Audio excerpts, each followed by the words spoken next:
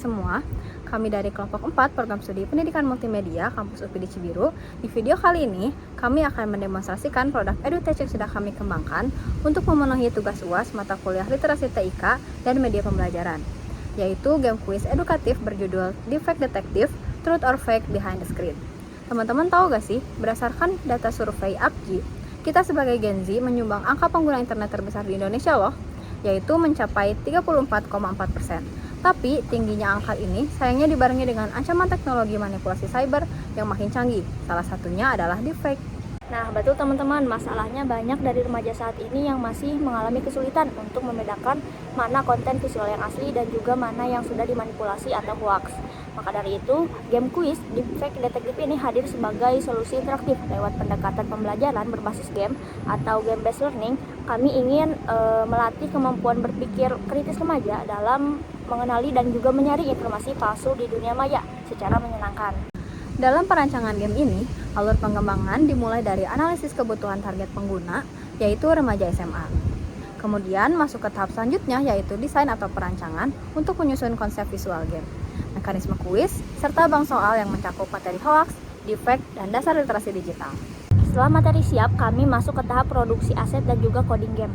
Dilanjutkan dengan tahap uji coba kelayakan navigasi serta keterbacaan, hingga evaluasi akhir. Semua ini kami lakukan secara sistematis agar produk yang dihasilkan benar-benar efektif menjadi media pembelajaran literasi digital.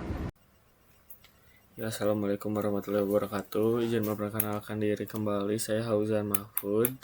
Di sini saya akan mempresentasikan tugas UAS TIK saya.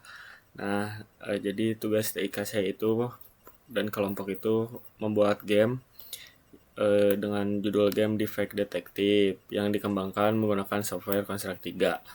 Nah, jadi pada saat game pertama dibuka, nih kayak tampilan di sini, pemain itu akan langsung masuk ke halaman menu utama gitu.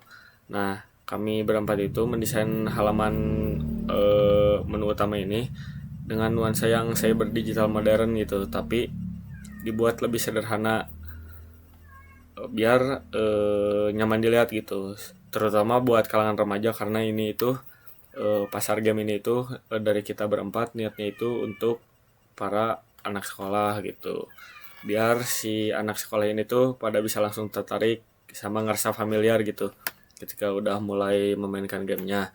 Nah, di menu utama ini ada terdapat 3 tombol, yaitu play, credit, dan exit. Nah, untuk tombol yang play ini adalah tombol yang utama digunakan buat mulai permainan. Ketika pemainan menekan tombol ini, nanti mereka bakal langsung masuk ke dalam gamenya dan memulai perannya sebagai orang detektif digital.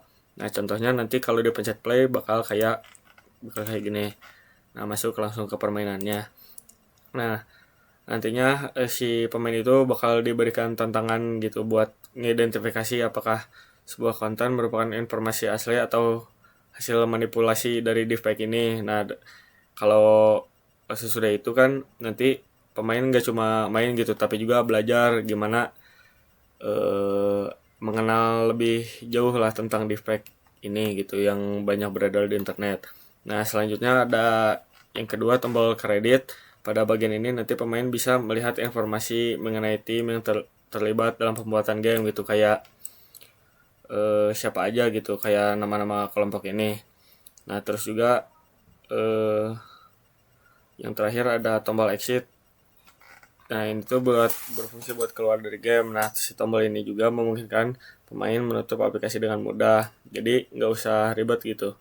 Jadi langsung mencet aja di situ. Nah, terus secara keseluruhan menu utama ini dibuat sesederhana mungkin gitu ya, buat si pemain bisa langsung memahami fungsi setiap tombol biar nggak bingung setelah menekan tombol play, langsung mulai. Terus kalau mau tahu siapa pengembang, desainer, dan lain-lain tinggal pencet ke kredit. Nah, kalau mau selesai di game ini langsung pencet exit aja.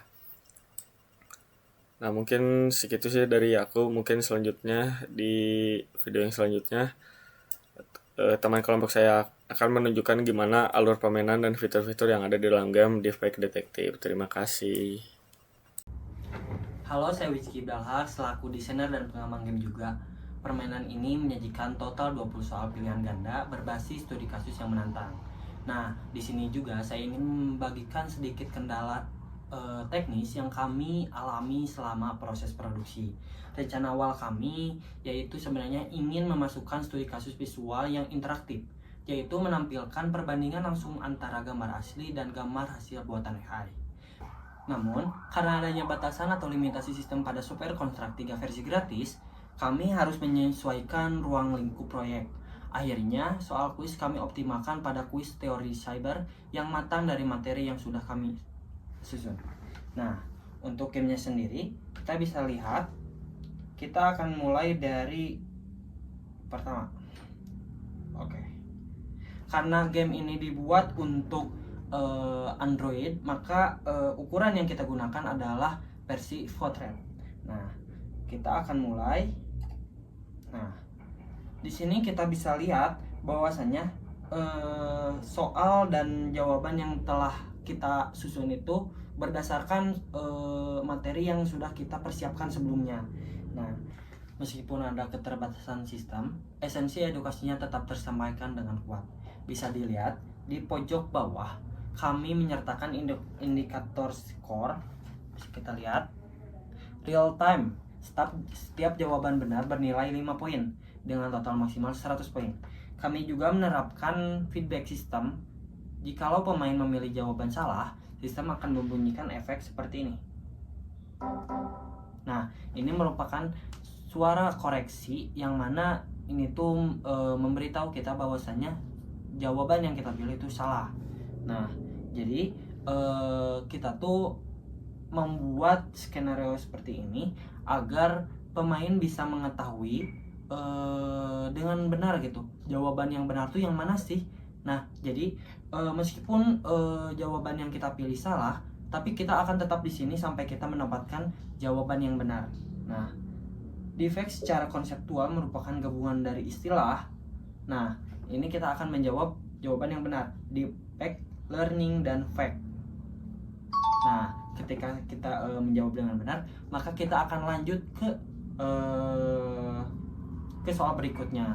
Nah, di sini juga kita memperlihatkan skor kita menjadi 5. Yang tadinya 0 karena kita telah menjawab benar, maka nilai poin 5 itu akan bertambah di sini. Lalu kita akan lanjut di soal kedua. Teknologi utama memungkinkan defect menghasilkan konten realistis adalah. Nah, di sini ada 4 pilihan. Namun tidak semua pilihan itu akan benar. Jadi apabila pertama kita menjawab jawaban salah, nah di season 3, nah kita tuh jadi tahu nih terkait jawaban yang kita berikan itu salah gitu.